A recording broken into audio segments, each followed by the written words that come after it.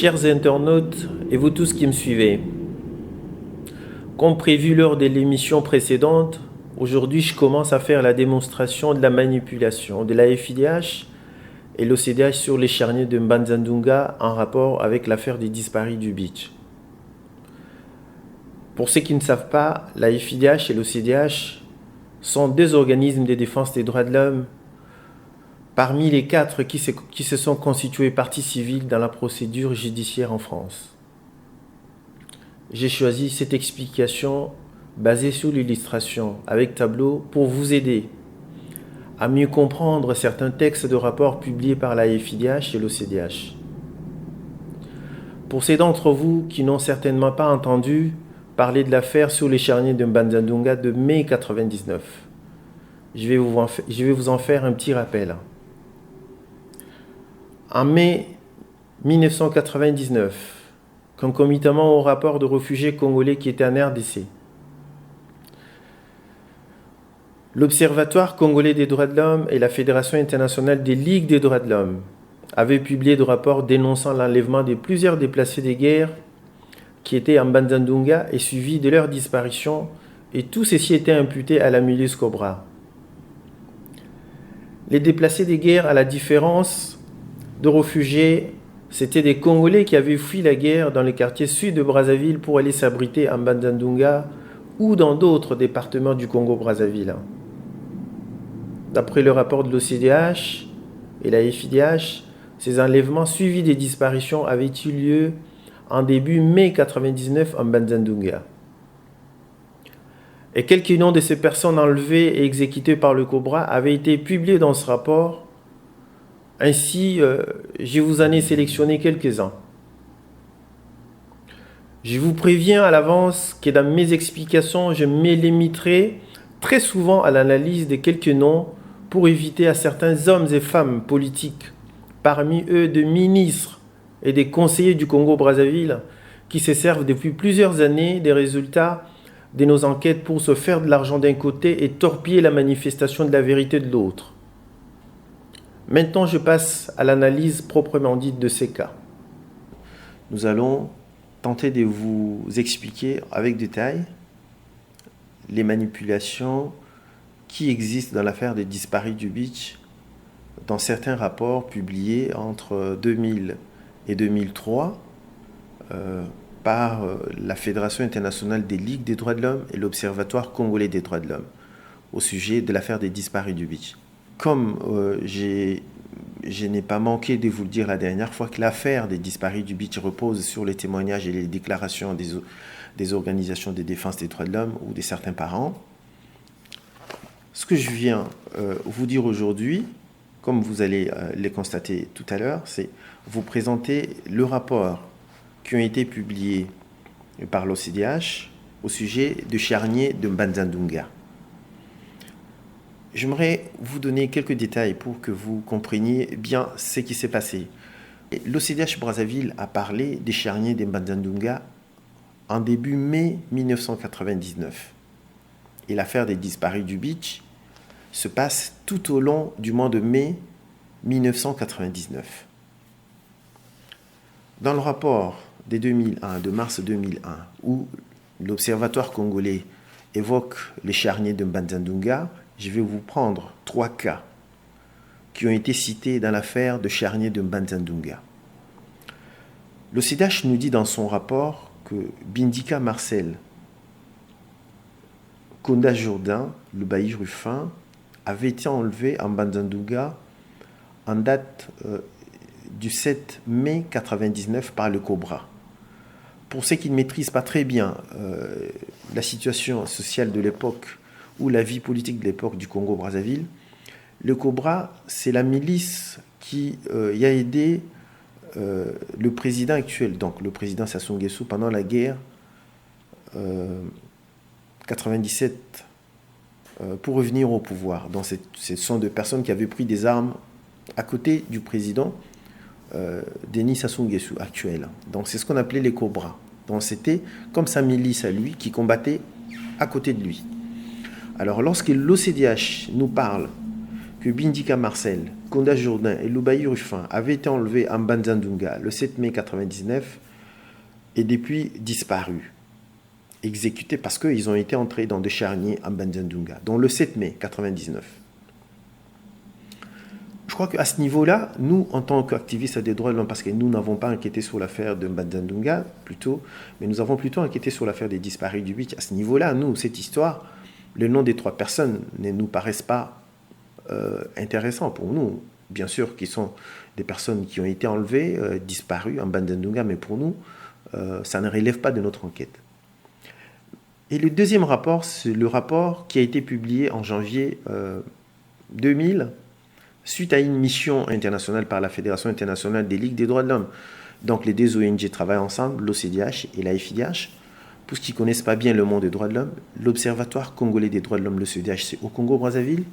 La FIDH, c'est en France, donc à Paris. Mais les 2 travaillent ensemble parce que l'OCDH, c'est une association affiliée à la FIDH.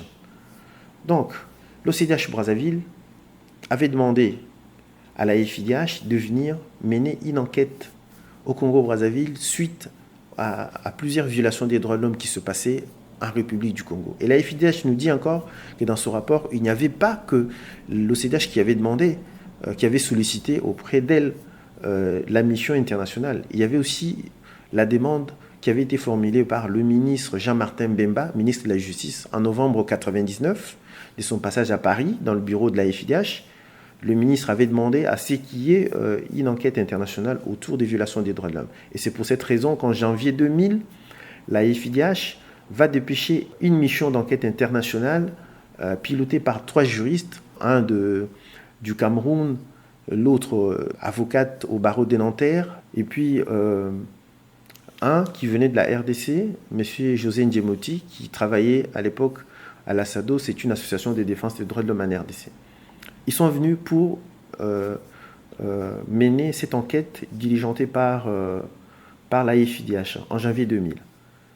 Et comme je vous disais tout à l'heure, les 3 noms, dont Bindika Marcel, Konda Jourdain, Loubaï Ruffin, dans le rapport de l'OCDH Brazzaville en ce qui concerne le charnier de Banzandunga, tous les 3 avaient été enlevés par le Cobra le 7 mai en Banzandunga. Mais lorsque nous lisons le rapport de janvier 2000 de la FIDH, piloté par ces 3 juristes, nous remarquons que les 3 noms, Bindika Marcel, Konda Jourdain, ne disparaissent pas aux mêmes endroits et aux mêmes dates, comme dans le rapport de l'OCDH.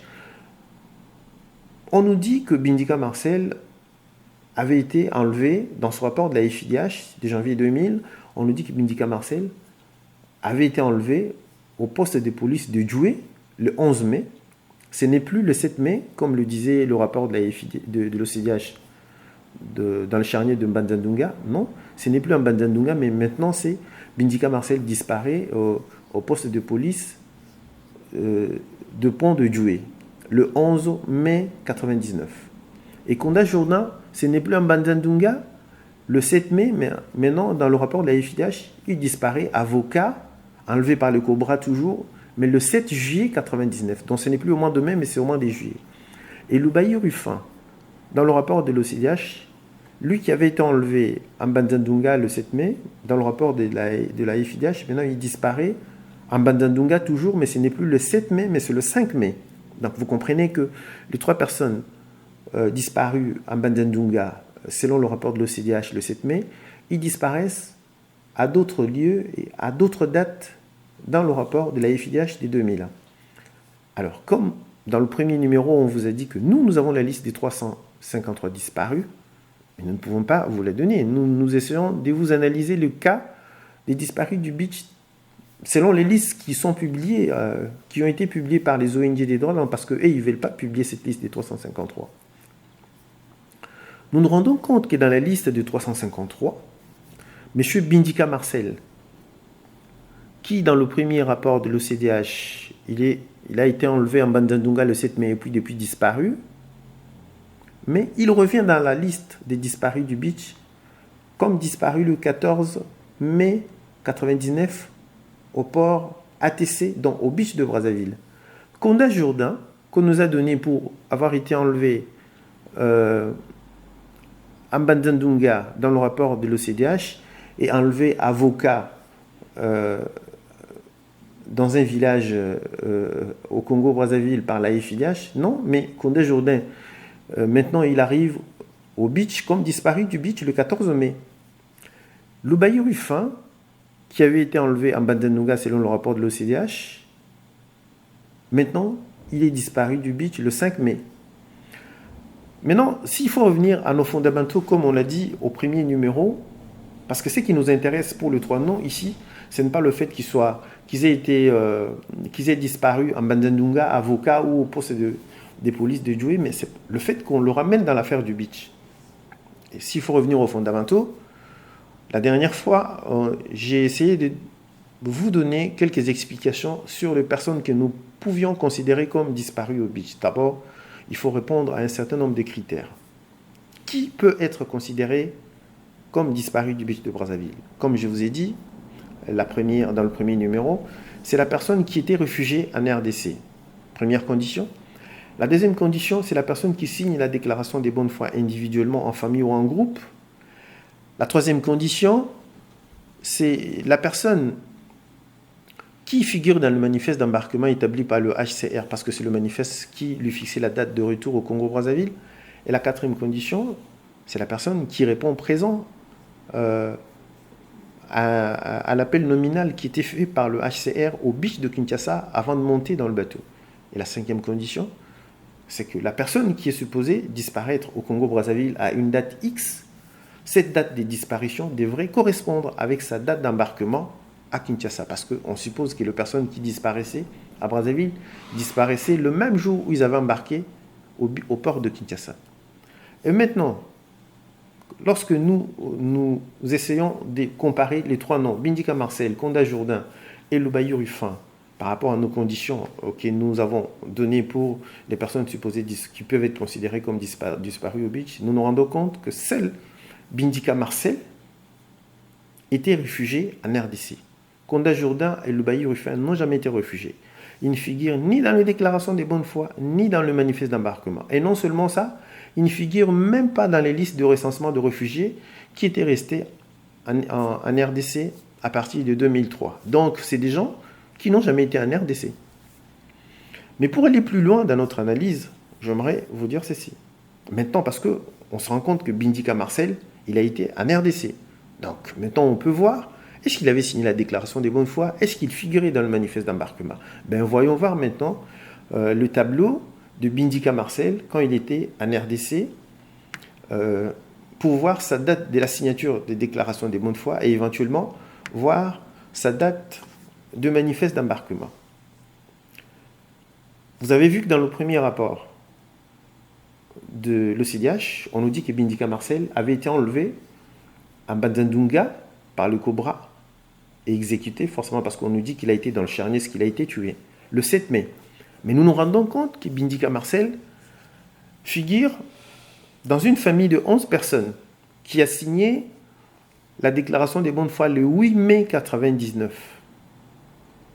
Le 8 mai 1999. Donc, vous comprenez bien que dans le premier rapport de l'OCDH nous dit que Bindika Marcel a été enlevé en Bandunga le 7 mai par le Cobra. Et pourtant, nous voyons maintenant que dans la déclaration des bonnes foi, depuis la RDC, établie par le HCR, Bindika Marcel figure dans une famille qui a signé la déclaration des bonnes foi le 8 mai.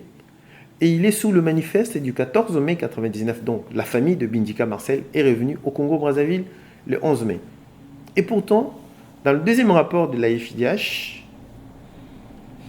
on nous renseigne que Bindika Marcel avait été enlevé au poste de police du pont de Djoué, le 11 mai. Attends, il a été enlevé au poste de police de Djoué le 11 mai. Et ici, le manifeste du HCR, depuis la RDC, nous renseigne que Bindika Marcel était en RDC et qu'il est revenu au Congo-Brazzaville le 14 mai. Donc là, déjà, il y a un problème. Donc, pendant que Bindika Marcel est encore réfugié en RDC, l'OCDH à Brazzaville lui donne pour disparu en Bandunga le 7 mai 1999, qu'il aurait été tué par le Cobra, enterré dans un charnier en Bandunga. Et la FIDH, qui avait envoyé une mission d'enquête constituée des 3 juristes, nous dit que Bindika Marcel avait été enlevé le 11 mai au poste de police de Pont-de-Dieu et puis depuis disparu. Donc, d'après la FIDH, Bindika Marcel a été enlevé le 11 mai au poste de police à Dieu, donc au Congo-Brazzaville. Donc, ça n'a rien à voir avec le beach. Comment pouvez-vous comprendre que quelqu'un qui était encore réfugié en RDC, dans 2 rapports distincts, publiés par des ONG qui sont parties civiles dans la même affaire des disparus du beach à Paris, qui nous disent que le 7 mai, il a été enlevé en Bandandunga, tué par le Cobra.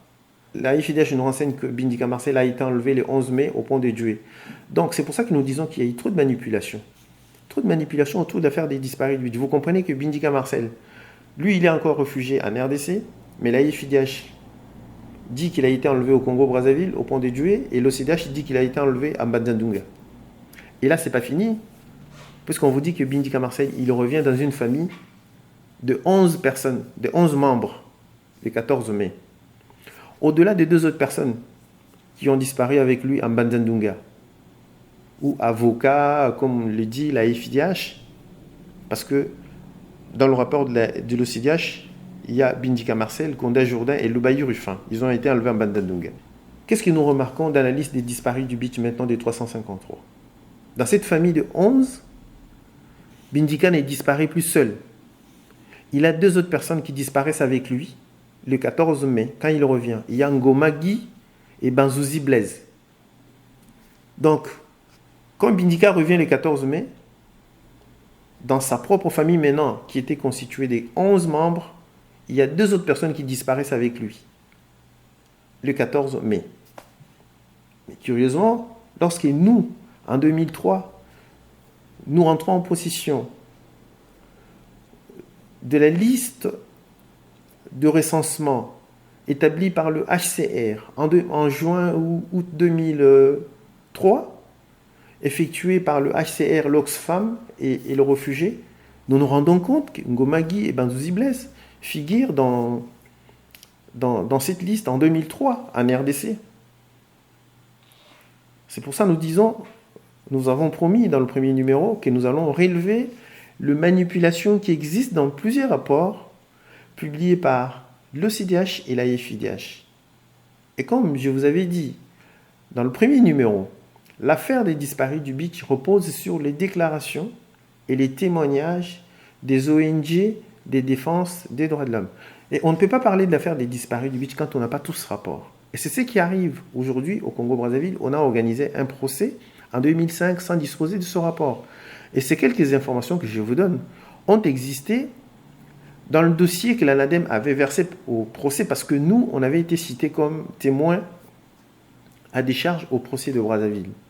Tout ce que je viens de vous parler autour de l'affaire Bindika Marcel, Konda Jourdain, Loubaï Ruffin, Ngomagi et Banzouzi Blaise, ce sont des analyses qui ont existé dans le dossier de l'ANADEM au procès de Brazzaville. Mais rien de tout ça n'a été exploité par la cour criminelle ni par les avocats de la défense. Pour appuyer encore une fois de plus sur ce que je vous ai dit dans le premier numéro, que l'affaire des disparus du beach, c'est un complot qui part de l'entourage proche de Denis Sassou Nguesso. Tant qu'il ne le comprendra pas, il ne va pas résoudre cette affaire des disparus du beach, puisqu'il va continuer à s'appuyer sur les conseils qui lui sont donnés par les mêmes personnes qui sont dans le complot contre lui, en lui disant il faut continuer à brandir l'autorité de la SOGG. Parce que l'autorité de la SOGG va amener Sassou dans une impasse un jour. J'espère que vous avez aimé cette émission et vous promets dans le prochain numéro la démonstration de plusieurs autres cas de manipulation, notamment ceux de réfugiés qui avaient signé les déclarations de bonne foi en mai 1999 en RDC et qui figuraient sur le manifeste, mais qui s'étaient désistés le jour des départs à l'embarquement au beach Ngobila de Kinshasa, mais dont les noms sont curieusement repris comme disparus du beach. Je vous remercie, à nous revoir dans le prochain numéro dans une semaine.